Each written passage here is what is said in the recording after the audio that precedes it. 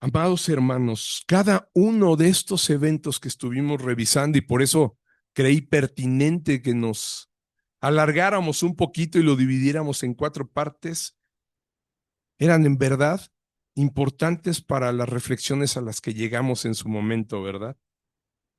Pero en todo momento, lo más notable siempre fue la obediencia perfecta de nuestro Señor. Era lo que en todo momento brillaba más. Una obediencia perfecta, una mansedumbre total, ¿verdad? Una decisión de cumplir los planes precisamente que Él mismo antes de la fundación del mundo había ya decretado. Él mismo había decretado cómo iba a hacer todo y estaba decidido a hacerlo. Y sabemos que lo hizo nada más y nada menos que para redimirnos, para nosotros, para salvarnos, glorificar al Padre cumpliendo, ¿verdad? Con toda cabalidad lo que se había planeado para poder redimir a cada uno de sus elegidos, de los que él había elegido ya para salvación. Y ahora, pues nos encontramos ya en el momento final. Por eso la prédica es parte 4 ya, el final, el final de este plan de redención que tenía que ver con la muerte del Señor. Es el final de su ministerio, ¿sí? En donde va a entregar precisamente su cuerpo en la crucifixión, ¿verdad? Esa muerte que sabemos que era necesaria, ¿verdad? Para cumplir la demanda de Dios. No había otro que pudiera hacerlo. Había dos más, ¿no? En la cruz. Había otros dos crucificados junto con él. Pero esas dos vidas no podían satisfacer la demanda del Padre, la demanda de Dios, la demanda de un Dios gravemente ofendido por los seres humanos, ¿verdad? Por esos seres humanos que él mismo había creado para que le dieran gloria y alabanza y se gozaran para siempre en él, ¿verdad? Ese era el fin por el cual había creado al hombre, y el hombre, lejos de glorificarlo, obedecerlo, alabarlo y gozarse de todo lo que tenían y de la comunión que tenían con él, se perdió, ¿verdad? Desobedeció. El hombre desobedece, ofende al Padre, y aquí vemos a este Dios gravemente ofendido, lo vemos, ¿verdad? Demandando el cumplimiento judicial, ¿sí? Que él así había determinado, él había dicho, ¿verdad? Que si comieren del árbol del bien y el fruto del árbol del bien y el mal, iban a morir, ciertamente moriréis. Él había puesto ya cuál era el castigo. Y ese castigo, desde que Adán y Eva desobedecieron, comenzó, ¿verdad? Automáticamente empezaron a morir. Su cuerpo físico empezó a envejecer para morir. Y su alma, su espíritu, ¿verdad? Ya no tenía la comunión con el Señor. ¿Sí? La muerte, en el sentido espiritual, es estar alejado de Dios. Ahí está. El Señor ya lo había puesto y se tenía que cumplir, porque era una desobediencia grave que toda la humanidad había llevado a cabo, ¿sí? Pero de manera maravillosa vemos cómo la misericordia del Señor obra sobre su unigénito Hijo, ¿verdad? Para que Él fuera quien pagara esa pena de muerte que había impuesto a toda la humanidad, fuera pagada por Él, en sustitución, ¿verdad? De aquellos que Él había elegido para salvación. Acompáñame a ver cómo fue que sucedió este último momento donde el Señor Jesús entrega su vida. Vamos a revisar hoy Lucas 23, del 44 al 49.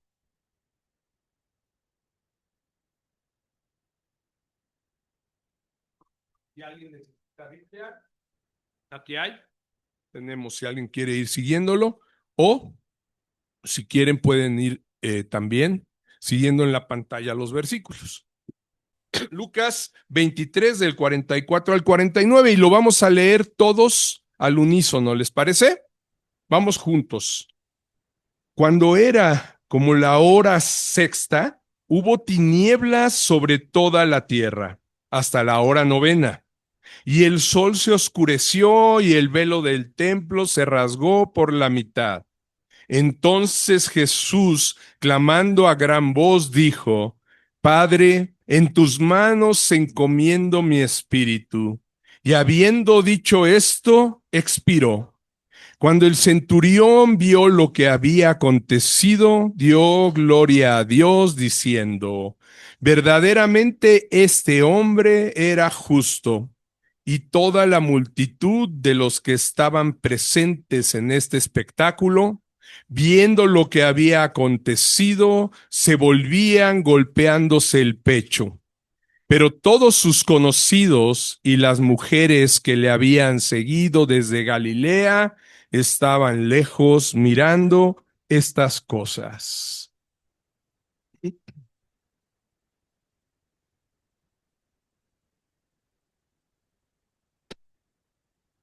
Muy bien. Pues como les decía, llegamos al momento ya más estremecedor, ¿verdad? Del ministerio de nuestro Señor y Salvador, nuestro Señor Jesucristo.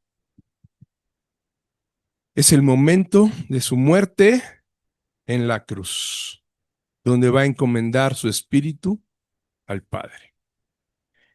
Vemos que previo a su muerte, ¿verdad? Lucas nos relata de manera muy concisa, como les decía, muy concreto y muy breve, distintos eventos que sucedieron y verdaderamente estos eventos fueron terribles, ¿eh? Eventos que no se habían presenciado nunca antes en la tierra.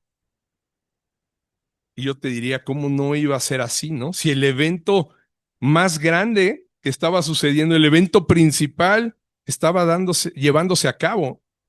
Era un evento único e irrepetible que estaba viviendo la humanidad y toda la creación entera. La muerte del unigénito de Dios. El cumplimiento del plan de redención se estaba llevando a cabo. Por esa razón, vemos que alrededor se llenó de eventos terribles, ¿no? Terribles, sí. La tierra también tembló, exactamente. Entonces, estos eventos que se presenciaron en la tierra, ¿sí? Estaban todos ya predestinados por el Señor, ¿sí? Porque se estaba llevando a cabo el final ya de lo que Dios había destinado para Jesús en esa cruz. Ahí estaba entregando ya su espíritu. Por eso vemos, ¿verdad? En uno de esos eventos, vamos a ir versículo a versículo, en el 44, por eso vemos que dice, cuando era como la hora sexta, hubo tinieblas sobre toda la tierra hasta la hora novena. O sea, 3 horas de oscuridad en la tierra. ¿Se dan cuenta? Imagínense qué sería eso. Que de repente, siendo ahorita más o menos, estamos ahorita a 4 minutos de entrar precisamente a la hora sexta, que equivale al mediodía de nosotros, a las 12. Recordemos que los judíos se rigen por un calendario que tiene que ver precisamente como Dios lo marcó en Génesis, cuando el sol se ocultaba, ¿verdad? Y fue, dice, fue un nuevo día, ¿no? ¿Sí? Ellos van, sus horas, sus días inician cuando se pone el sol y otra vez, ¿verdad? Cuando ya va ahí es el inicio de un nuevo día, hasta otra vez la puesta del sol, acaba otro día e inicia otro. Entonces, la hora sexta para ellos equivale al mediodía, ¿sí? Es el mediodía. Y nunca se había visto algo así. No fue un simple eclipse, ¿eh? No fue un eclipse porque en ese momento, así es, en el que celebraban la Pascua, ¿qué creen? Era tiempo de luna llena. Entonces, eso deja sin posibilidades de que hubiera sido un eclipse esto. ¿Ok? No era un eclipse, era la Pascua y en la Pascua siempre hay luna llena. Algunos han querido incluso explicarlo como, dicen, los científicos, ¿no? Fue un extraño viento siroco. ¿Qué es un viento siroco? Es un viento que viene desde el desierto y trae las arenas, ¿sí? Y trae arenas que muchas veces incluso ya no dejan ver a la gente, no pueden ni manejar, o sea, pero tampoco fue esto, ¿sí? Porque esas arenas, por muy densas que pudieran ser, no oscurecen la tierra, ¿no? ¿Sí? ¿Se dan cuenta? Entonces, y si hubiera sido un viento siroco, pues ¿qué le hubiera costado a Lucas haberlo dicho, ¿no? Hubiera puesto, hubo un viento, ¿verdad? Recio y trajo arenas tan grandes, ¿verdad? Que cubrieron y oscurecieron la tierra. Pero no lo dice así, porque no fue un evento natural. Esto fue un evento sobrenatural, ¿sí? Lucas y los demás evangelistas lo dicen, nos dejan ver que fue algo que nunca había sucedido, ¿no? O sea, nunca se había visto eso en la tierra. Se oscureció completamente en el momento de la crucifixión del Señor Jesús. De la hora sexta a la novena, ¿no? 3 horas. Y al mediodía es cuando más luz hay, ¿verdad? Es cuando más luz tenemos, es cuando está plenamente la luz. Y en ese momento se oscurece. Y se podrían dar muchas explicaciones, ¿no? Hay gente, estas que les digo son dos, pero hay muchos que han querido, ¿no? Explicar qué sucedió. No, es que además, pero a ver, no nada más se oscureció, también tembló en ese momento. O sea, no, si fuera un eclipse, bueno, ¿qué relación tiene con un temblor? Si fuera un viento siroco, ¿qué relación tiene con un temblor? Y que partiera hasta las piedras, ¿no? Porque ahí también en los otros evangelios nos lo dice, se rompieron las piedras, se partieron, ¿sí? Entonces, no, amados, no era ningún evento que pudiera ser explicado por el hombre, era un evento sobrenatural, fuera de toda explicación natural, ¿sí? Que se pudiera encontrar, que pudiéramos dar, porque lo que estaba sucediendo es que Dios estaba en ese momento sobre la misma creación, manifestando lo que estaba sucediendo, que era precisamente, la muerte, no de cualquier hombre, ¿eh? No era la muerte de un hombre más en la tierra, era la muerte del Dios hombre, ¿verdad? De Dios hecho hombre, del verbo de Dios muriendo en la cruz. Era lo que estaba sucediendo ahí, el padecimiento y muerte de él, unigénito Hijo de Dios. Fue un periodo que dejó ver la verdadera oscuridad del mundo. Todas esas 3 horas era para que el mundo se diera cuenta que en verdad vivía en oscuridad sin él, ¿verdad? Que él era la luz del mundo y que sin él el mundo estaba en tinieblas. ¿Se dan cuenta? Todo esto el Señor lo planeó y dejó que sucediera para que se viera realmente la importancia del evento que estaba sucediendo. No era cualquier hombre. Está muriendo mi hijo, mi unigénito, el verbo de Dios, la luz del mundo. Estaba ahí padeciendo y se estaba extinguiendo su vida. ¿Se dan cuenta? Entonces, era él precisamente la luz.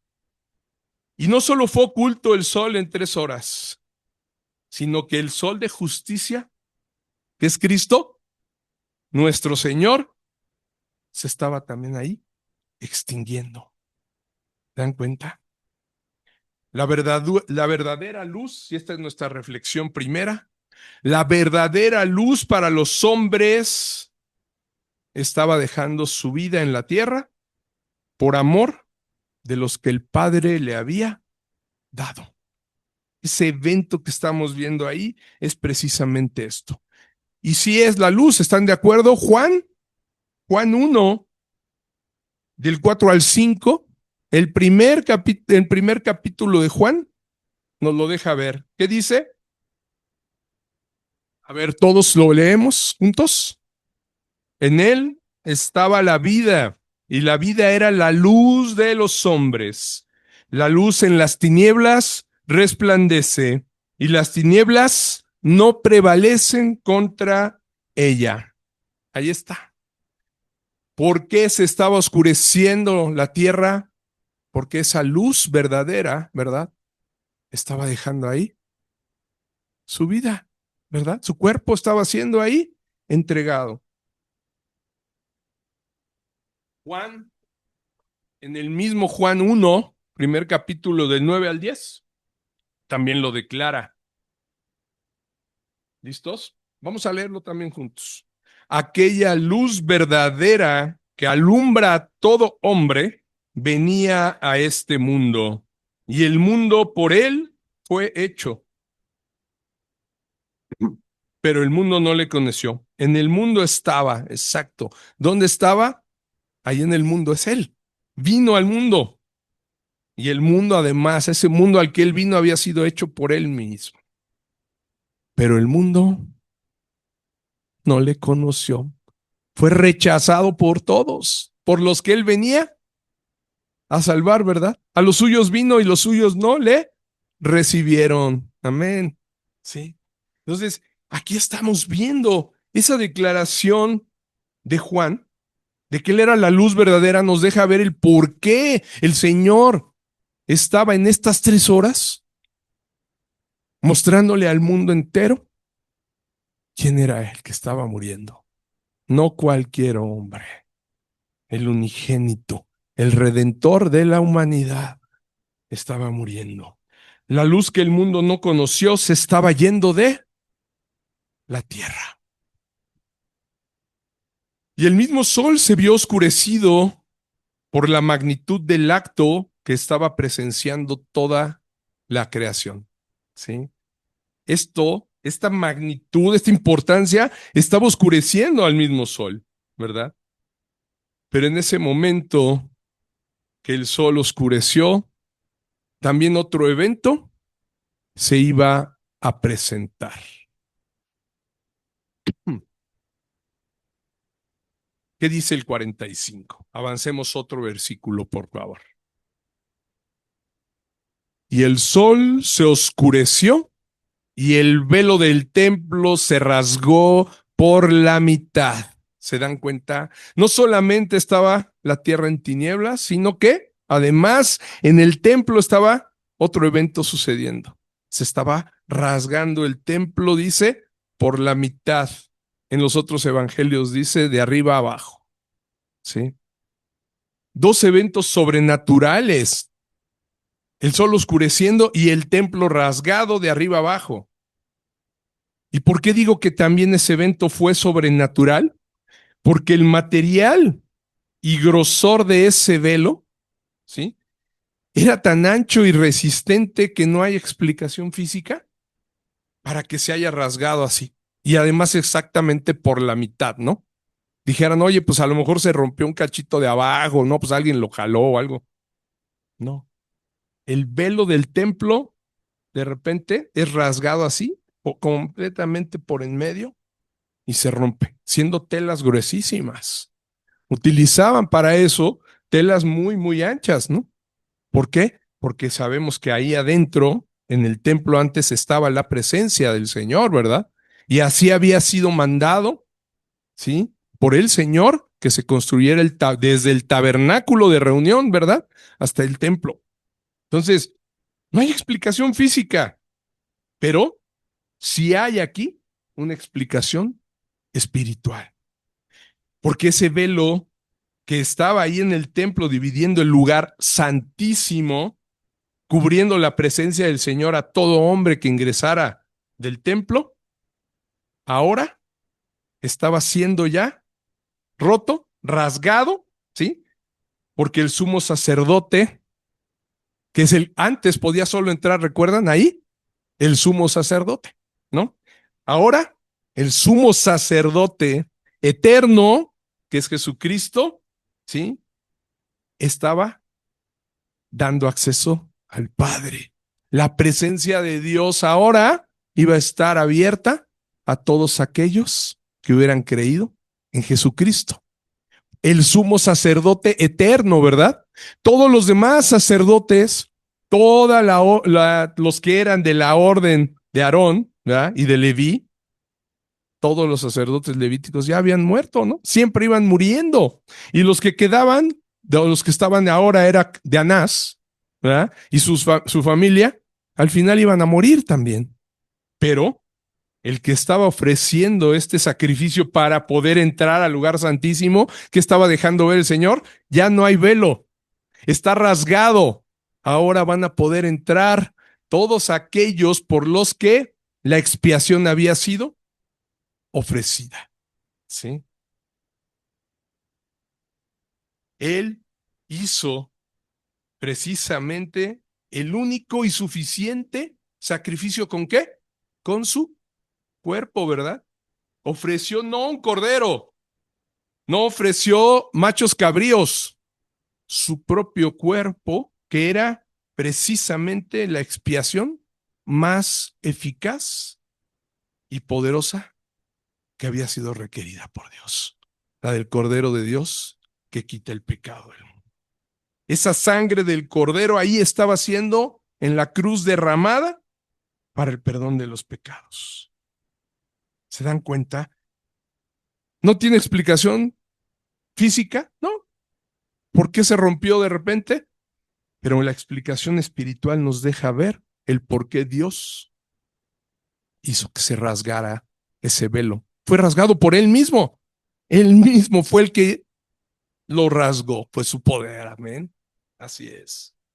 Por eso también los otros evangelistas nos dicen que tembló la tierra en ese momento, ¿no? Y las piedras se partieron. Mateo 27:51. Y dice que hasta los sepulcros se abrieron, ¿sí? Hasta los sepulcros se abrieron. Dice, he aquí, el velo del templo se rasgó en dos, de arriba a abajo. Y la tierra en ese momento también, dice, que tembló. Y las rocas se partieron. Y el 27:52 dice, y se abrieron los sepulcros.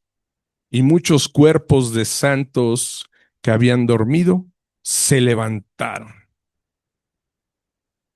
Esto es algo que puede explicar la física, la ciencia, completamente un evento sobrenatural. ¿Qué dice? Que los sepulcros se abrieron. O sea, ¿cuándo podríamos ver piedras rotas y sepulcros abiertos? Y de ahí que se levantaran los santos, ¿verdad? Que habían dormido. Pero dice, ¿quiénes? Los santos, ¿no? No dice que todos ahí se hayan levantado. Dice, los cuerpos de santos que habían dormido, ¿ok? Los que habían creído en el Mesías, ¿sí? En el Mesías que sí, ¿verdad? Ellos que sabían, sí va a venir el Mesías. Y se durmieron esperando que él iba a regresar. Habían creído en la promesa de Dios. Por eso son ellos los santos. ¿Se dan cuenta? No todos, sino los que sí habían creído en el Mesías prometido. Esos fueron los que sus cuerpos se levantaron y más adelante dice que los iban a ver, anduvieron ahí. O sea, es algo maravilloso que solamente el Señor podía hacer. En estos eventos terribles, Dios estaba dejando ver quién era. Vuelvo a lo mismo. Todo está enfocado a nuestro Señor Jesucristo. Todo estaba siendo dispuesto, todos los eventos para que vieran quién era verdaderamente Él, ¿sí? Para todos los que estaban presentes y para toda la creación. Así es. Todos lo iban a saber. Por eso se oscureció la tierra, ¿sí? Y el velo del templo rasgado fue como la señal para decir que Jesús estaba precisamente lo que veíamos, abriendo ese velo que impedía a los hombres ver al Padre. Ese velo ya no sería más, sino que el tabernáculo ahora ya no es físico, ¿verdad? Ya no sería un tabernáculo con templos hechos por manos de hombres, sino Iba a ser un tabernáculo espiritual. Ahora es Cristo. Cristo es ese tabernáculo, ¿verdad? El único medio de expiación sería el ofrecido por Cristo, nuestro sumo sacerdote eterno, con su propia carne y sangre. Y este es el siguiente aspecto que quiero que reflexionemos. Él es nuestro acceso al perdón del Padre y a su presencia. Ya no más el templo, ya no más por obras, ya no más haciendo, ¿verdad? Expiación, matando machos cabríos, matando borregos y cada año llevar. No, no hay más. Solamente hay una forma de ser perdonados de nuestros pecados y de tener acceso al Padre. Solamente es por Cristo. El mediador entre Dios y los hombres, ¿verdad? El único que Dios decidió que podía ser el que nos representara. Gracias. Ahí está. Él es ahora nuestro tabernáculo de reunión. Si estamos aquí reunidos y no ven que tenemos un velo, ¿verdad? Y no ven que tenemos lava crosanto y no tenemos los elementos que hay en el templo, que había antes en el templo, ¿verdad? Es porque ya todos están reunidos solamente en uno, en nuestro Señor Jesucristo. Él es el velo, el que rasgó el velo. Él es el que quitó precisamente el velo para que nosotros pudiéramos tener acceso al Padre. Nada más, solo por medio de Él. Habiendo sucedido todo esto, el Señor Jesús, en esas tinieblas que rodeaban la tierra, estaba también en ese momento, que creen, recibiendo sobre Él todos nuestros pecados. Y no nada más los pecados de los que estaban, sino los de nosotros también y de las generaciones futuras. Todos estaban siendo imputados por el Padre en Él. ¿Qué es imputar? Es ponerle algo a alguien, ¿sí? Esa es la palabra imputación, es poniéndole a Él lo que a nosotros nos correspondía, ¿sí? Ese pecado estaba cayendo sobre Él. Es como si el Señor le pusiera este chaleco que traigo, ¿no? Que me lo quitara y se lo pusiera a Él, así. El chaleco de un pecador, ahí van todos los pecados, ¿no? Lo sucio de alguien, así, puesto en Él. Pero no nada más el de uno, sino el de todos. Así es. Todos los pecados estaban siendo imputados en Él. Y estaba por recibir, por esa razón de que Él traía ya todos los pecados cargando, iba a recibir la ira de Dios sobre Él. Iba a caer la ira de Dios sobre Él. O sea, fíjense cómo todos estos eventos, ¿sí?, que estaban pasando ahí, en ese momento, estaban preparando. Yo me lo imagino y digo, a ver, ¿qué estaría yo pensando ahorita si empezara a temblar? Y si el cielo se pusiera oscuro, ¿no? Quiere decir que algo está haciendo el Señor, ¿no? O sea, Dios está manifestándose. Y si se fijan, ahí se estaba como yo siento que el Señor estaba por descargar ahí, en ese momento, su ira sobre Cristo. Por eso la tierra empezó a temblar, se oscureció también, ¿no? Todo eso fue sucediendo. Se partieron las piedras porque estaba a punto de caer la ira de Dios, del Dios que mencionábamos al principio, ¿verdad? De un Dios muy ofendido, verdaderamente molesto con la humanidad, y que esa molestia, esa ira la iba a descargar en Cristo y no en nosotros. ¿Se dan cuenta? Eso es la gracia. Eso es la gracia. Esa ira de Dios debía caer sobre nosotros, sobre la humanidad pecadora, que había estado presentándose por todas las generaciones sola delante de Dios, ¿sí? Siempre solos, siempre desde que nacemos nos presentamos solos así, con nuestra naturaleza culpable y pecadora delante de un Dios justo y airado. Pero cuando recibimos precisamente la justificación que Él ganó por nosotros a través de ese sacrificio, de esa redención que Él ganó, entonces el Señor ya nos puede ver diferentes. Es correcto, ahora ya nos ve como ve a Cristo. Por eso es que Él es nuestro mediador. Él es quien puede representarnos. Y cuando ya somos limpios por la sangre de Cristo, nuevamente el Señor nos puede ver. ¿Sí? Él es santísimo. Él no puede convivir con los pecadores, sino que hubiera pasado, los hubiera dejado en el Edén, ¿no? Y hubieran seguido. No, Dios los expulsó. Es correcto, Él es santo, santo, santo. Él es santísimo y no puede convivir con el pecado. Pero por medio de esto, si se fijan, le está cargando el pecado a Cristo para que Él, siendo perfecto, puro, pudiera representarnos y pagar. Porque ninguno de nosotros hubiera tenido la posibilidad de pagar. Ninguno era digno de poder dar su vida para que Dios se sintiera satisfecho. No, no hay forma. No hay forma que Él se hubiera sentido satisfecho con la vida de ningún hombre en la tierra, de los que han pasado. Solamente todos exactamente pecadores, todos injustos, ¿sí? Ninguno podía presentarse delante de Dios diciendo yo no soy pecador. No, todos pecadores, ¿sí? Presentándose delante del Señor, pero ahora, gracias a esto, nos podemos presentar delante de Él con un mediador. Por medio de Cristo ahora tenemos ya ese acceso al Padre, ¿verdad? El único que nos podía representar a todos como humanidad era Cristo delante de Dios. Jesucristo, nuestro sumo sacerdote, nuestro profeta y nuestro rey, ¿verdad?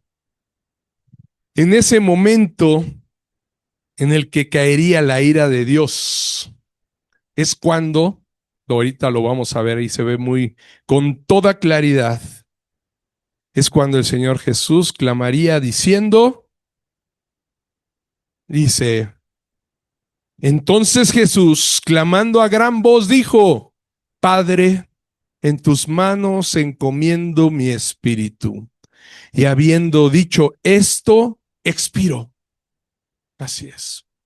Mateo y Marcos nos dicen que también dijo antes de esto, Elí, Elí, lama sabactani, que es Dios mío, ¿por qué me has desamparado?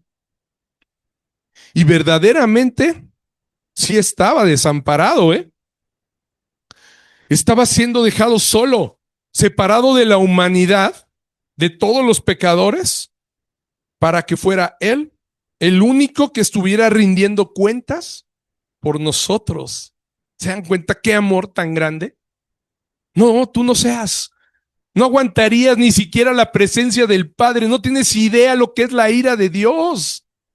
O sea, cualquiera de nosotros que dijera yo sí lo quiero enfrentar, no tiene ni idea de lo que dice. No, yo hablo con Él. Me ha tocado hablar con personas a quienes les digo, ¿te das cuenta que un día vas a rendir cuentas delante de Dios? Todos vamos a ser vivos y muertos serán juzgados, dice. Aunque te mueras hoy un día, te va a levantar el Señor para juzgarte. Y les he preguntado, ¿no? Y te va a preguntar, ¿tú sabías mi palabra? Y les digo, ¿sabes qué es esto? Me dicen, sí, la Biblia. ¿Y qué es la Biblia? Me dicen, la palabra de Dios. Así te lo dicen, la palabra de Dios. Ok. Entonces, ese día del juicio, ¿qué le vas a decir? ¿No? Si nunca la leíste, si no la conociste. Te va a decir el Señor, ¿por qué no hiciste lo que te dije?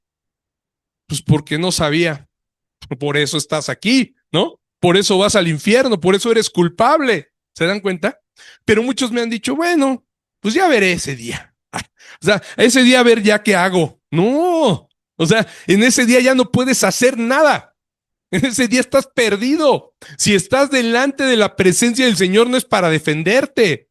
No le vas a poder decir, no, espérame, Señor, dame la palabra. No, a ver, no quiero explicaciones, ¿no? Déjame, te digo, te explico, no era yo, ¿no? Como les he dicho, se parecía a mí. No, eras tú, yo te hice.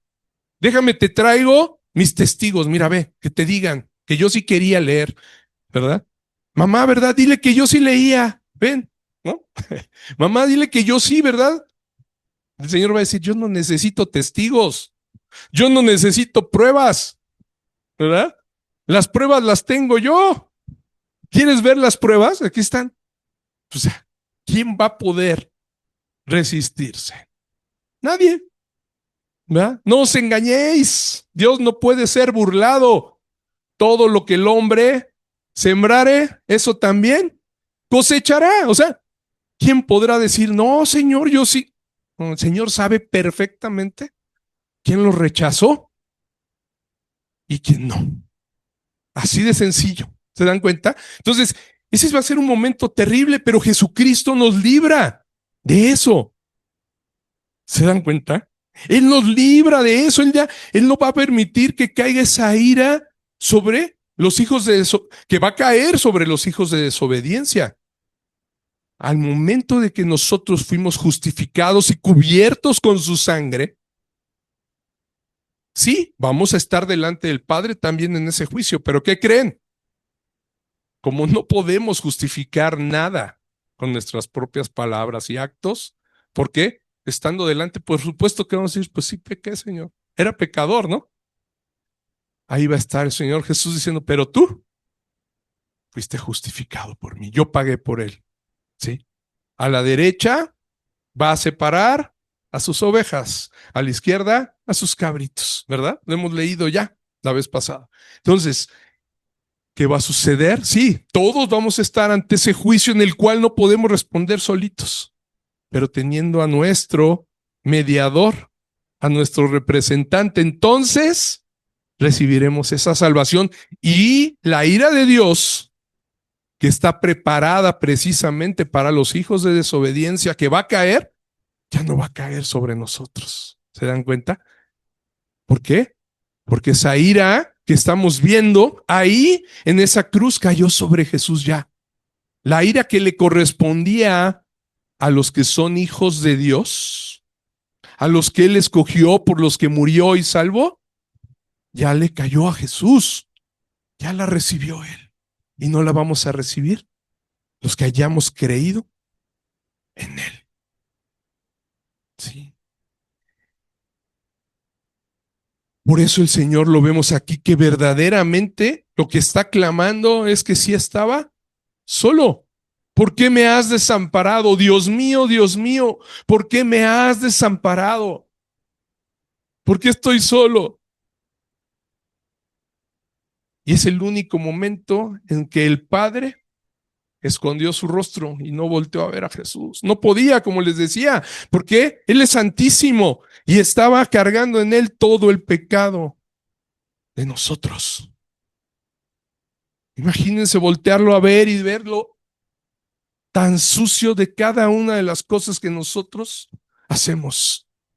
El Padre en ese momento no pudo verlo. Es el único momento en el que se separan la Trinidad de Dios. El Padre y el Hijo ahí es la única separación que hubo. ¿Se dan cuenta qué tan grave es para Dios el pecado? ¿Cómo aborrece el pecado el Señor? Al grado de que a su mismo Hijo, al momento de que estaban los pecados en él, no lo pudo ya ni ver. Y tuvo que ver, cuando lo vio lleno de pecado, tuvo que descargar la ira. Lo que él había dicho, porque él es un Dios justo. Si no lo hubiera hecho, su atributo de justicia ya no sería. ¿Se dan cuenta? Porque él tiene que castigar el pecado, porque él así lo dijo. Y él no puede negarse a sí mismo, no puede negar sus palabras. ¿Ya vieron? Al ver así a Jesús, él tenía que descargar su ira. Por eso Jesús se sintió desamparado. ¿Sí? Y Juan nos comparte una frase más, no está en Lucas, pero ya la hemos escuchado muchos. Pronunció al momento que iba a expirar, consumado es. El Señor dijo, he cumplido, ¿no? Ya cumplí. Ya mi obra perfecta fue completada. Se completó. La deuda milenaria que teníamos con el Padre, que nunca ninguno habíamos podido pagar. Hagan de cuenta que nacemos ya endeudados, así como los mexicanos, ¿verdad?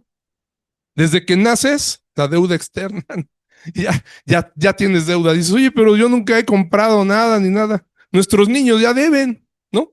¿Se dan cuenta? Imagínense. Dicen, oye, pero si yo ni he trabajado, ni.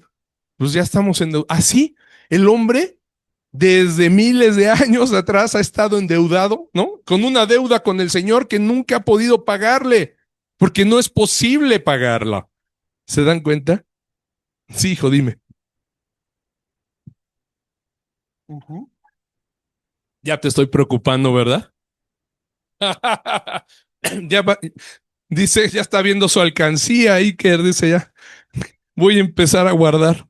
Sí, hijo, hay una, ya después se los explico si quieren el jueves, bien, que hay algo que se llama deuda externa, que es lo que nuestro país le debe a muchos otros países. Y entonces, ¿por qué estamos endeudados? Porque al final somos mexicanos, ¿no? Es una deuda que el gobierno contrae con otros, ¿sale? Dices, que la pague el presidente, pues no, desafortunadamente lo hace en nombre de nosotros, ¿no? Ok. Entonces, puse ese ejemplo porque, y verdaderamente es así. Desde que nacemos, también estamos en deuda con el Señor, ¿se dan cuenta? Desde que nacemos también nos endeudamos con Él. Estamos en una deuda que fue heredada también, ¿verdad? ¿Se dan cuenta? Así como es heredada la deuda de nuestro país a los hijos, también la deuda de nuestros primeros padres es heredada generación tras generación a la humanidad, ¿sí? Entonces, pero en ese momento esa deuda está siendo pagada, saldada, exactamente, consumado es. Señor, ya cumplí el compromiso, ¿no? Que se tenía, es como si, volviendo al ejemplo, ¿no? Que llegara el presidente y anunciara a la presidenta, ¿no? Ahora, y dijera, estoy firmando el acuerdo donde ya no le debemos a nadie en todo el mundo, ¿no? Ni Donald Trump, no, imagínense, al Fondo Monetario Internacional, al Banco Mundial, aquí están, miren, debíamos, ahorita no recuerdo, ¿alguien se acuerda cuál es la deuda? ¿20 billones? Más de 20 billones, ¿no? O sea, es un número, ¿no? Entonces, pero imagínense cómo sería. Sería algo que dices maravilloso, ¿no? O sea, ¿cómo? ¿De dónde sacó el dinero? ¿No? ¿Qué hicimos? Nos volvimos de repente una potencia mundial, ¿no?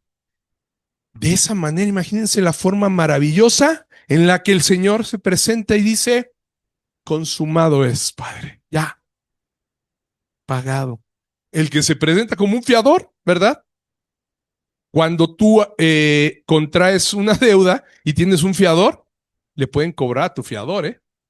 Ayer lo platicábamos, ¿verdad? Con una persona que estaba preocupada porque renta unos locales. Me dice, ¿y qué va a pasar? Sí.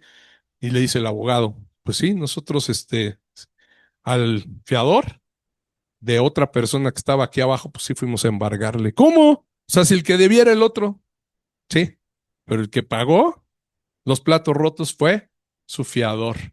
El que pagó ahora por nosotros es nuestro Señor Jesús. Memo, ¿querías comentar algo?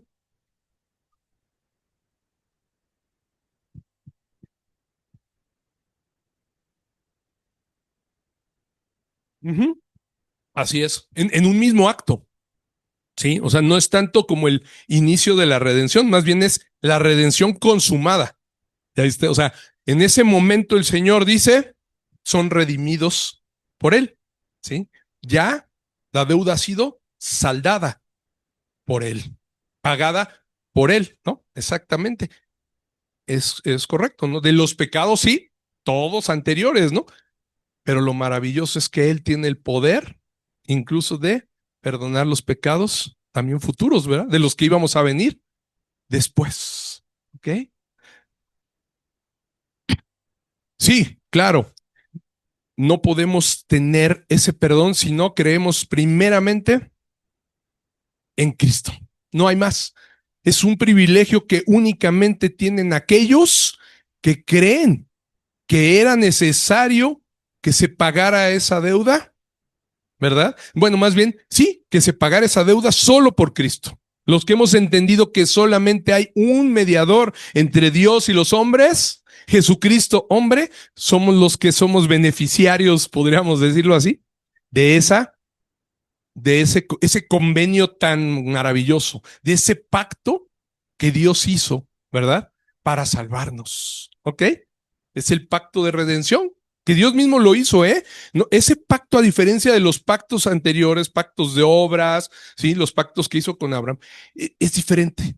El pacto de redención es únicamente un pacto que hace el Padre y el Hijo entre ellos para salvarnos, en donde no viene la intervención del hombre, ¿sí? Ahí el hombre no. ¿Por qué? Porque en todos los pactos el hombre siempre falló.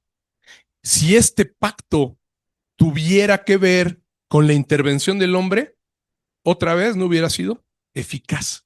Este pacto fue tan eficaz porque los actores precisamente era el Padre, el Hijo y el Espíritu Santo quienes lo iban a llevar a cabo. Y no iba a haber falla, ¿verdad? No iba a haber manera de que no se diera. Por eso el Señor Jesús tiene esa capacidad de decir, consumado es, Padre, lo he cumplido. Y el fin de los sacrificios, exacto. Él, por eso también el velo se rompió. Ya no hay necesidad de templo, ya no hay necesidad de que me presenten machos cabríos para expiación. Ya se hizo el sacrificio único, suficiente y eficaz para perdonarlos. Adelante.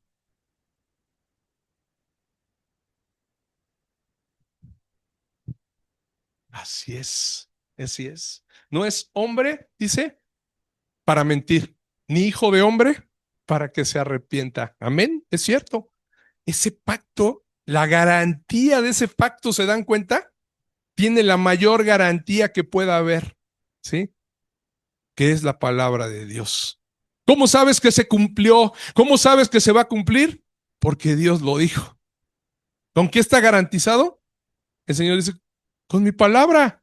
Pueden estar seguros de que se va a cumplir, se va a pagar, porque lo hice yo. Amén.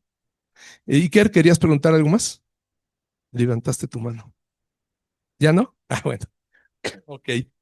Muy bien. ¿Sigues pensando en cómo pagar la deuda externa? Orando. Nosotros, este país puede salir únicamente si voltea a ver al Señor. Si se humillare, ¿verdad? Si se humillare. Así es, exacto. A Nínive fue perdonada porque realmente hicieron caso al anuncio de Jonás, ¿verdad? Al anuncio que Dios les dio por medio de Jonás. Así es. Muy bien, vamos a seguir. Entonces el Señor dijo, ya he cumplido, ¿sí? Ya fue completada la obra perfecta. Esa deuda milenaria ya fue pagada, ¿sí? Ese fue el único momento donde la humillación de Jesús llegó al máximo. ¿Recuerdan los varones que veíamos? La humillación que nos presentó el hermano Marco, ¿no? Hay dos estados que tuvo el Señor Jesús. Un estado de humillación y el de exaltación. Así es. Desde que vino a la tierra, entró en un estado de humillación. Porque el hecho nada más de haberse hecho hombre era una gran humillación, ¿verdad? Haberse hecho semejante a nosotros, se humilló haciéndose semejante a los hombres. Eso ya para él era una gran humillación. Es como si ahorita yo les dijera, Evan, te vas a convertir en cucaracha. ¿Cómo? ¿Por qué? No, y me van hasta pisar. Así va a ser. Imagínense. Para el Señor Jesús era prácticamente eso. Él estando en un estado de exaltación, en una perfección total, siendo Dios, no estimó ser como Dios y se hizo hombre, se humilló, dice, hasta hacerse hombre y humillándose hasta la muerte. siendo obediente hasta la muerte y muerte de cruz. Esto que estamos viendo es el estado máximo de la humillación, donde se sintió desamparado, donde ya no, el Padre no estaba ahí en ese momento con él, estaba pagando y consumando el plan de redención. Amado hermano, en verdad te ruego que no solo te conmuevas al ver qué pasó, al ver, no, sí, híjole, cuánto sufrió en la cruz, como cuando sales de ver la película de Mel Gibson, ¿no? Y ay, yo veía gente llorando y lágrimas y todo, pero no pasó nada después en su vida, ¿no? Nada más se conmovieron al momento de ver, como si hubiera sido cualquier hombre, ¿no? Sí. El que solo se conmueve viene a ser como los hombres que vamos a ver ahorita, que tuvieron distintas reacciones. Déjenme verla ahora.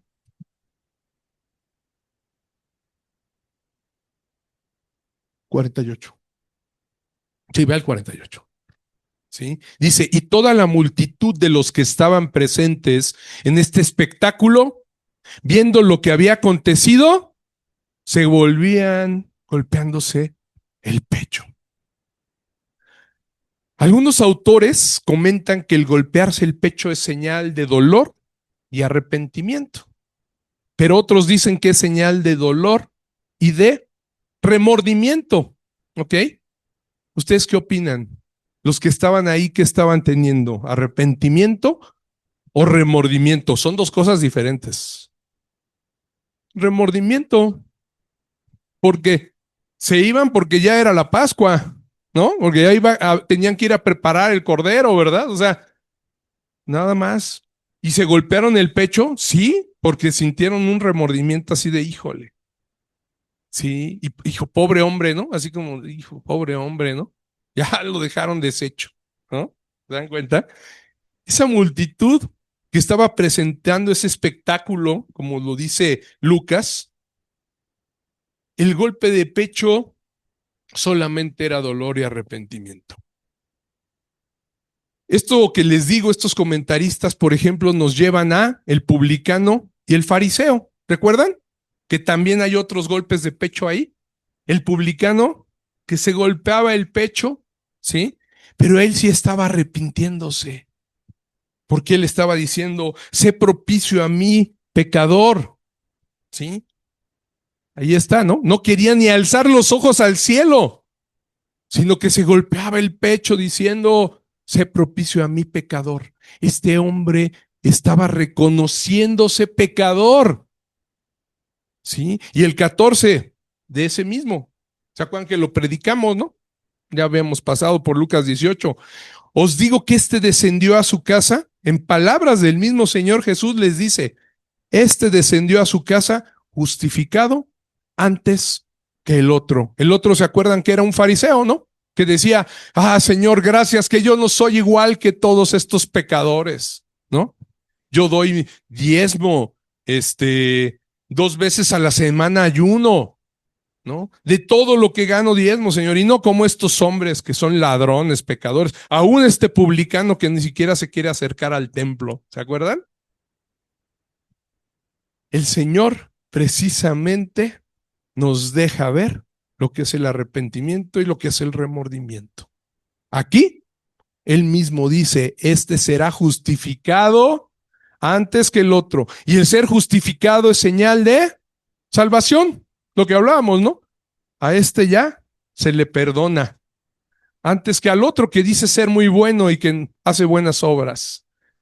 Eso mismo, amados hermanos, es lo que estamos viendo, ¿sí? En esta escena. Los que se fueron golpeando el pecho eran como el publicano, ¿no? Creyeron que habían hecho lo correcto, ¿no? Ya nos deshicimos del blasfemo, del que se dice rey de los judíos. Ya nos deshicimos de ese hombre, ¿no? Que vino a engañar al pueblo. Hijo, equivocados completamente. Y si se golpearon el pecho fue por puro remordimiento, ¿eh? Nada más porque dijeron, híjole, yo creo que dijeron, se nos pasó la mano, ¿no? pero nunca se arrepintieron. No se arrepintieron. Solo se estaban sintiendo mal porque había muerto un hombre en la cruz, ¿no? Pero en ningún momento dijeron, en verdad este era justo, o sintieron humillación por su culpabilidad, ¿verdad? Por haber participado en ese acto tan ruin.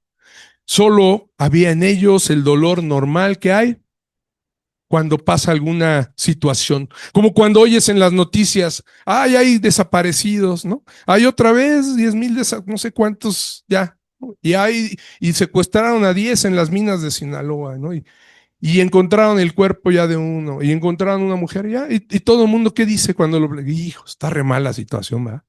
Y ya, pobrecito, ¿no? Hijo, pobres, la están pasando re mal. Pero ya, así estos hombres, ¿eh? Estaba sucediendo ahí. Nada más estaban sintiéndose, pues, tristes, ¿verdad? Así de, hijo, qué mala onda que pasó esto. Pero hasta ahí se quedaba el dolor, ¿no? Superficial nada más. En contraste con estas personas indolentes, podemos ver que sí hubo alguien que mostró arrepentimiento, ¿verdad? Y que reconoció el error que había cometido. El error que se había cometido por todos, incluyéndose él, en su propia ignorancia. ¿Y por qué ignorancia? Pues no sabía verdaderamente a quién le habían quitado la vida cuando lo estaba haciendo. Ese hombre fue el centurión romano, ¿verdad? Que estaba dirigiendo el espectáculo del que habla Lucas. El centurión era el encargado, ¿no? De mover a los soldados. Hacer esto, el que estaba crucificando al Salvador. Fue este centurión. Fíjense qué diferencia, ¿verdad? Los otros se golpearon el pecho y se fueron. Y nada más, sin decir, sin arrepentirse. Pero él, dice el 47, cuando el centurión vio lo que había acontecido, fíjense que dice, con toda claridad podemos ver que ese hombre se salvó. Dio gloria a Dios, diciendo verdaderamente este hombre era justo. ¿Quiénes son los que dan gloria a Dios? Los hijos de Dios, los que han vuelto a nacer. Los hombres naturales, como lo vemos, no pueden darle, ¿no? Gloria a Dios, sino que se golpean el pecho y se van y punto. Siguen siendo ciegos espirituales. Sin el nuevo nacimiento, no hay manera que alguien se dé cuenta. No hay manera que alguien pueda decir si es Dios. Podemos entrar a una prédica, escuchar y estar una hora sentados, ¿verdad? Y salir iguales. El hombre natural puede escuchar, es más, puede memorizar la Biblia y no entender. ¿Se dan cuenta? Aquí lo que estaba sucediendo con este centurión, como lo dicen los otros evangelios también, Marcos y Mateo, que no solo dijo que era justo, en Marcos y Mateo dice verdaderamente este hombre era hijo de Dios. Entonces, Lucas nos dice que dio gloria a Dios, ¿verdad? Ahí, esa es una consecuencia ya de un hombre regenerado. Y al decir que era hijo de Dios, igual, ¿no? Un hombre que volvió a nacer y lo reconoció que era Dios. Y Mateo dice además que no solo lo dijo el centurión, sino los que estaban con él guardando a Jesús. ¿Se dan cuenta? O sea que los soldados romanos, que eran gentiles, eran paganos, idólatras, ¿no? No creían en, o sea, tenían miles de dioses. Primero, así como sucedió entre el publicano, ¿no? Y el fariseo, antes ellos fueron justificados que los demás que sí eran de su pueblo. Qué maravilloso, ¿no? Hombres romanos que ni siquiera tenían idea de la palabra, de repente abren los ojos y dicen, verdaderamente este hombre era justo, verdaderamente este hombre sí era el Hijo de Dios. Qué obra tan maravillosa hace el Señor para salvar tanto a judíos como a gentiles, ¿verdad? Que en los cuales estamos incluidos nosotros. Amado hermano, ese es el poder El que estamos viendo ahí con estos centuriones que se convirtieron es el poder que obró en ti y en mí cuando el Señor retiró el velo del velo de nuestro corazón y nos dejó entender también como ellos que Él es nuestro Señor y Salvador, que en verdad Él es el Hijo de Dios. Es ese mismo poder el que sigue obrando hoy con todas las generaciones. Y te hago una pregunta. ¿Cómo estás contemplando el sacrificio del Señor Jesús? ¿Como el centurión? ¿O como los que iban lamentándose y golpeándose el pecho? Porque muchas veces religiosamente se nos ha enseñado, nada más a verlo así en la cruz. Pero verdaderamente lo has reflexionado. ¿Verdaderamente ese sacrificio en la cruz te ha llevado a ver que eres pecador y que necesitas arrepentirte y entregarle tu vida a Él y vivir para Él? Piénsalo, reflexiónalo. Seguro has escuchado muchas veces este relato, ¿verdad? Y a veces ya no nos asombra, ¿no? Es parte ya de nuestro conocimiento. Pero en verdad yo te digo, nos debe de remover hasta lo más profundo de nuestra alma, pensar lo que hizo Él ahí en la cruz.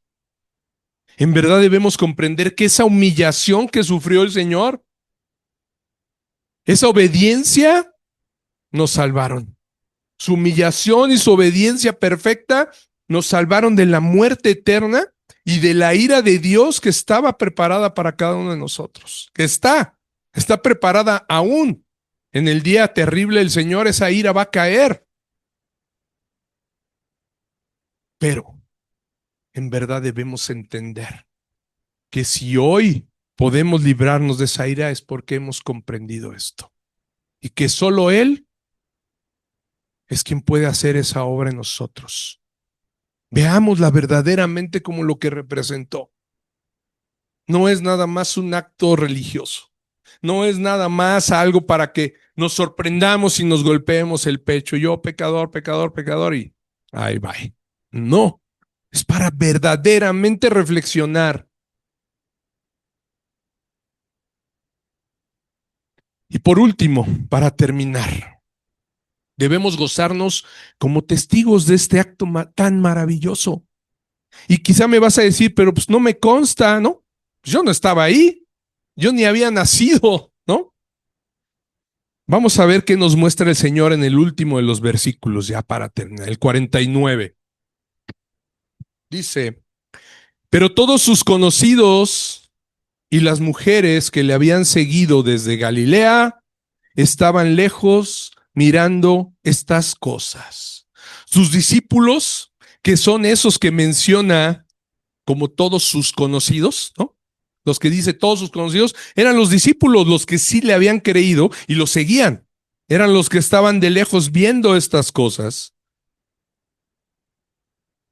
Y las mujeres eran las que siempre habían estado con él, ¿no?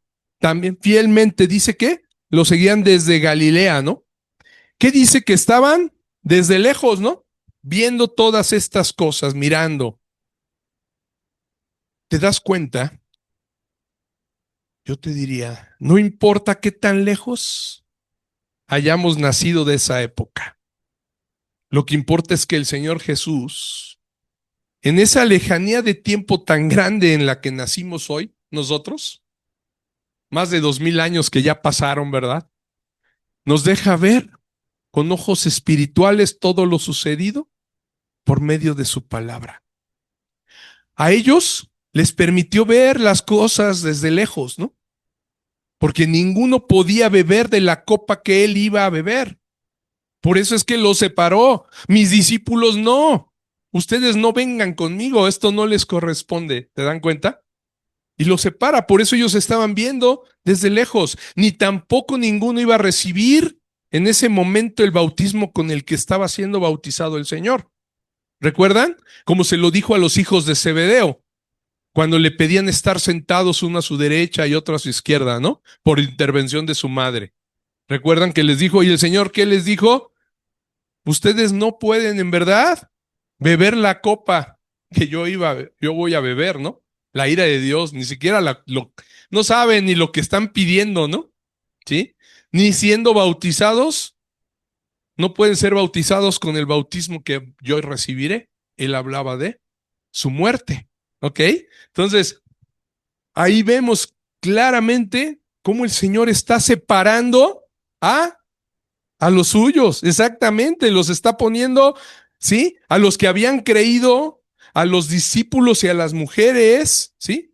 Los pone a un lado. Hacia nosotros, Él nos separó para contemplar las cosas en nuestro tiempo, ¿sí? Por medio de la revelación del Espíritu Santo. El que no hayamos estado ahí no quiere decir que no seamos testigos de que eso es verdad. El Señor nos deja verlo desde lejos, 2000 años después, pero a través de su palabra también estamos siendo testigos de las cosas que acontecieron y que acontecieron para nuestro beneficio.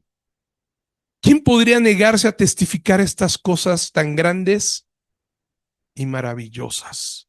Si tú has creído, si en verdad puedes decir esto, lo creo que sucedió y que es verdad, no te puedes negar a decirlas, a ser testigo. ¿Quién podría callar? Y si nosotros calláramos, ¿qué dice? Aún las piedras hablarían, ¿verdad? Ellos, las mismas piedras testificarían esto. Entonces, amados, no hay manera de quedarnos callados y no anunciar la muerte de nuestro Señor. La muerte que nos perdonó y que nos hizo justos.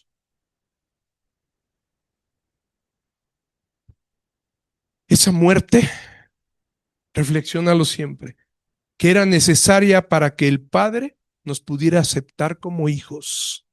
Sin ese evento, no seríamos, no hay forma de ser adoptados como hijos de Él.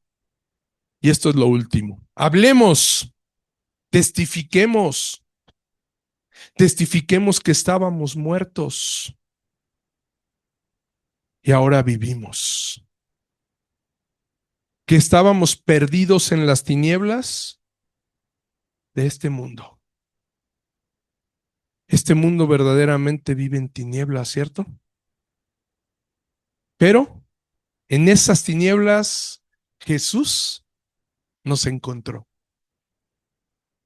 La luz que vino al mundo, la luz verdadera, nos alumbró. Así que hablemos y testifiquemos a toda carne que Cristo es el Señor. Vamos a terminar con una oración. Cierra tus ojos y vamos a orar. Padre Celestial, yo te alabo, Padre del cielo y de la tierra. Bendito sea, Señor, porque tú has decidido revelar estas cosas a tus hijos, a los niños, Señor, cosas que incluso para los eruditos, para los grandes, quedaron escondidas. Esa es la maravilla de lo que tú haces, Señor, que tú nos puedes sacar aún de lo vil y lo menospreciado del mundo, de donde estábamos todos, Señor. Verdaderamente todos estábamos perdidos y lo pudimos ver. Éramos pecadores, pero tú, con ese gran poder que Dios te dio, esa potestad sobre toda carne, esa potestad de dar vida eterna, nos salvaste, nos redimiste, Señor. Éramos muertos, estábamos muertos en delitos y pecados, pero tú, Señor, nos perdonaste y nos diste vida eterna. Queremos pedirte, Señor, que en verdad este sacrificio que hiciste en la cruz siempre sea recordado en nuestros corazones. Remueva toda fibra, Señor, de endurecimiento que haya, en la cual nada más lo veamos como un acto que sucedió, un acto más que hemos aprendido, un acto religioso que se nos ha enseñado. No es solamente eso, fue verdaderamente el cumplimiento del pacto de redención que tú hiciste, Señor, de ese amor tan grande que querías mostrarnos, Padre. que lo entendamos cada día y que, Señor, vayamos cada día a tus pies para honrarte y darte la gloria por eso que hiciste. Y que no solo te glorifiquemos con la boca, con la lengua, no, sino con nuestra vida, con nuestros actos, Señor. Que podamos dar testimonio como esos discípulos tuyos y esas mujeres que veían de lejos. Señor mío, que también nosotros podamos dar testimonio de esas cosas que fueron ciertísimas y que nuestra vida pueda mostrar verdaderamente a los demás que somos tus hijos, que fuimos rescatados y que hoy vivimos. Te pedimos esto, Señor, en el nombre que es sobre todo nombre, el nombre de nuestro Señor Jesús. Amén. Ponte de pie, amado hermano.